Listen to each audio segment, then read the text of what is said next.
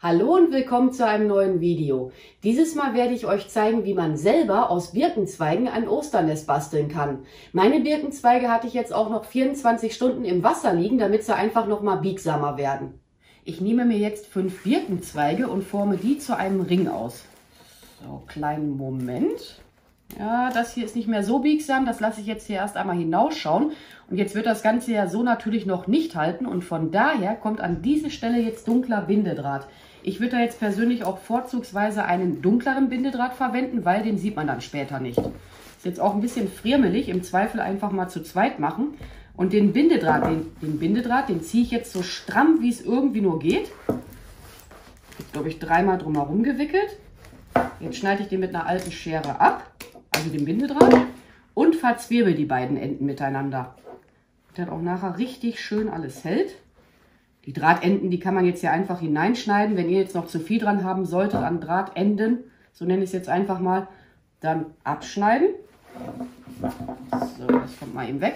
Hier überprüfe ich mal was. Ja, habt ihr schon gehört, das hat gerade geknappt. Wo ist meine Schere?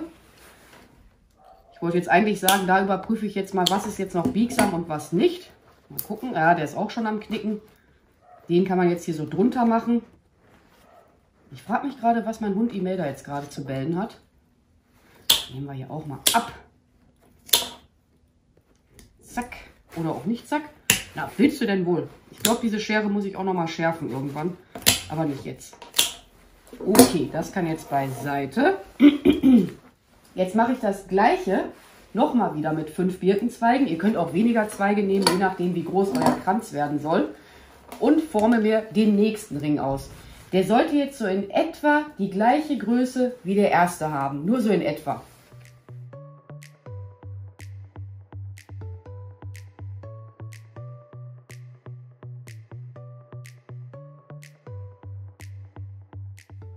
Jetzt lege ich meine 2 Ringe übereinander und gucke mal, ob das jetzt an Material schon ausreicht, indem ich hier mal die abstehenden Zweige so andrücke. Aber in meinem Fall könnte jetzt noch ein bisschen was hinzukommen. Und jetzt werde ich nur noch mit einzelnen Birkenzweigen arbeiten. Steckt die hier irgendwo mal hinein. Ist jetzt auch egal, ob ihr das beim unteren oder beim oberen Ring macht. Drückt mir den hier mal so dran. Vor allem an die Stellen, wo man hier noch den Draht so deutlich erkennen kann. Oder halt diese zusammengenommenen Anfänge der Zweige. Ja, schau mal. Okay, so ist das hier schon mal ganz gut. Ach, das ist ja gar nicht mein Bindedraht. Nehme mir jetzt wieder Bindedraht hinzu. Und befestige das Ganze dann so miteinander. Ich bin gerade am Überlegen, ob ich hier komplett einfach mit Bindedraht drumherum wickel. Bin jetzt gerade echt am Überlegen. Jetzt muss man eben selber drüber nachdenken. Wenn ich jetzt theoretisch gesehen so Draht sitzt, immer jetzt Zweige hinzunehmen, obwohl das ist ein bisschen doof, dann sieht man hier überall den Bindedraht. Ne, vergesst mal, was ich gerade überlegt habe oder gesagt habe. Schneide den jetzt hier mal ab.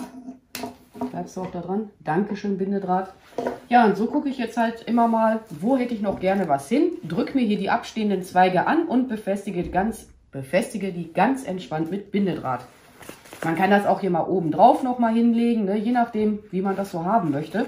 Und wenn ihr merken solltet, eure Zweige sind nicht mehr biegsam, das nicht biegsame einfach abschneiden. Ist jetzt hier zum Beispiel bei dem hier der Fall. Weg damit. Kann man jetzt hier auch einfach mal in den Bindedraht hineinstecken. Oder darunter, wie auch immer. Ah, wovon bist du denn hier? Irgendwas abgebrochenes. Drück das hier mal wieder an. Okay, passt soweit. Bindedraht.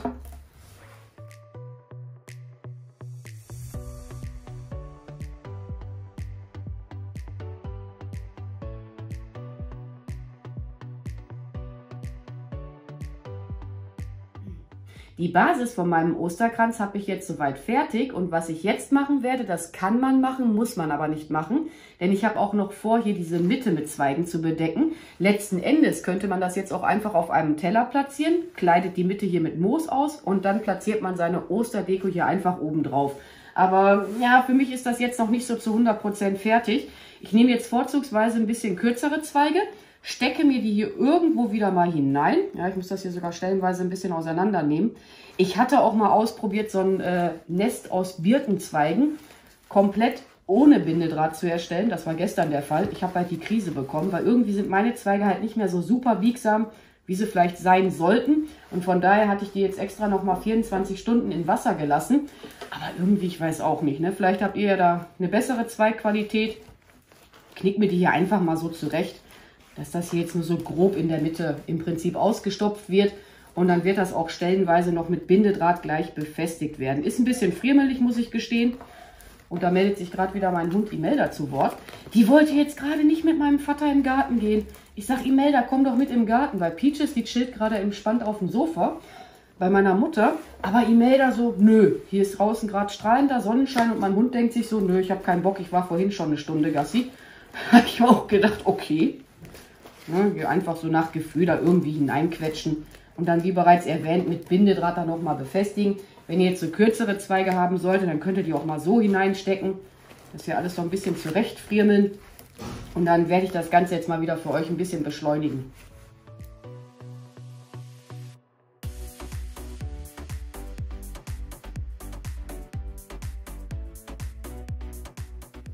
Mein Osternest habe ich jetzt soweit fertig und auch die Mitte ist jetzt grob mit Zweigen bedeckt. Ihr könnt das Nest jetzt auch immer noch so ein bisschen ausformen, wenn ihr der Meinung sein solltet, ich hätte jetzt hier gerne einen höheren Rand. Einfach mal vorsichtig so ein bisschen nach oben die Sachen ziehen. Aber wirklich vorsichtig dabei arbeiten, nicht, dass das Nest nachher wieder im schlimmsten Fall auseinanderfliegt. Ja, und jetzt kommt für mich persönlich der schönste Teil, nämlich das weitere Dekorieren vom Osternest. Ich habe jetzt hier getrockneten Rohrkolben aus meinem Garten. Das sind Schilfwedel, Weidenkätzchenzweige, da hinten sind so ein paar Federn. Dann habe ich hier, wie heißt das, Plattenmoos.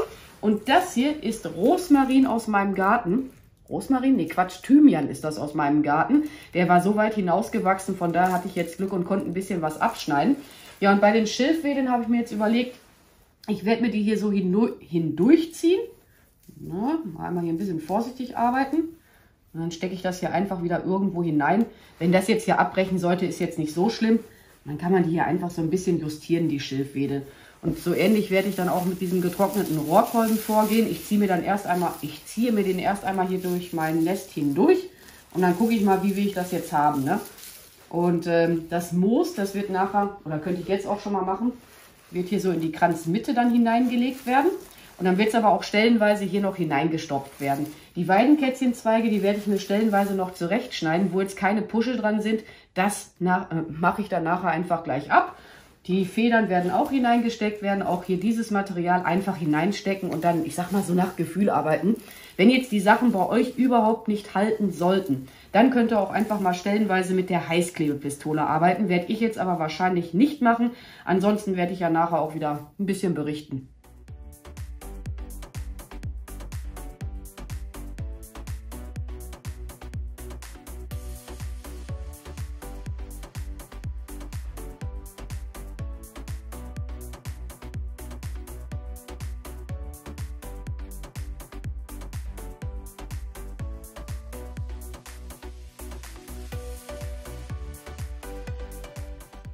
Ich brauche jetzt doch meine Heißklebepistole, weil mir ist gerade die Idee gekommen, noch ein paar Schneckenhäuser damit einzuarbeiten und die werden dann halt mit der Heißklebepistole befestigt werden.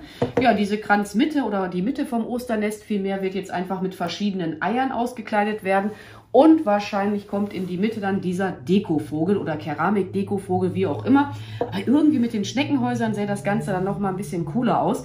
Und ich muss auch ehrlich sagen, ich bin völlig aus dem Häuschen hier mit dem Rosmarin. Der macht sich da so richtig gut drinne. Fragt mich jetzt nicht, wie die genaue Bezeichnung von dieser Version ist, weil der ist ja jetzt mehr so, ja, der hat ja jetzt mehr so ein Grün, wie sagen wir mal zum Beispiel wie ein Eukalyptus. Ich finde den sowas von klasse. Ich hoffe, der wächst dieses Jahr wieder ordentlich. Aber diese Materialien, wenn der Kranz irgendwann mal abgebaut werden wird oder halt das Osternest in dem Sinne, dann werde ich diese Sachen hier aufheben. Bleibt abzuwarten, ob der irgendwann hier die kleinen Blättchen abwerfen wird. Ist jetzt in meinem Fall allerdings nicht schlimm. Da kommt nachher ein Teller drunter. Mache ich jetzt wahrscheinlich auch gleich sofort schon hier mit diesem Teller da drunter. Und ja, dann mache ich jetzt hier mal fröhlich weiter.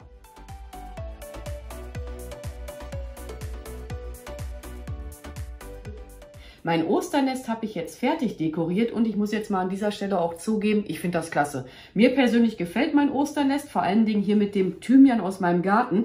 Der macht sich da jetzt so farblich so richtig schön drin, wie ich finde. Und ich habe das Nest jetzt bereits auf einem Teller platziert. Was wollte ich jetzt noch sagen? Ja, hier in der Mitte, das sind so ganz viele verschiedene Deko-Eier. Das ist so ein Betonei, Styroporei, Kunststoffei, ein Hühnerei. Dann sind hier noch so kleine Wachteleier. Was wollte ich jetzt eigentlich noch erzählen? Ja, und ich bezweifle, dass ich dieses Osternest noch überhaupt toppen kann. Mal gucken, was mir jetzt noch einfallen wird. Ich wollte eventuell noch ein Osternest aus Weidenzweigen erstellen, aber ich weiß es jetzt noch nicht. Und ich werde mich jetzt mal an dieser Stelle bei euch verabschieden. Die ganzen benötigten Materialien für das Projekt findet ihr auch wie üblich in der Videobeschreibung. Ich bedanke mich fürs Zuschauen. Macht's gut, eure Pink Peach. Bye!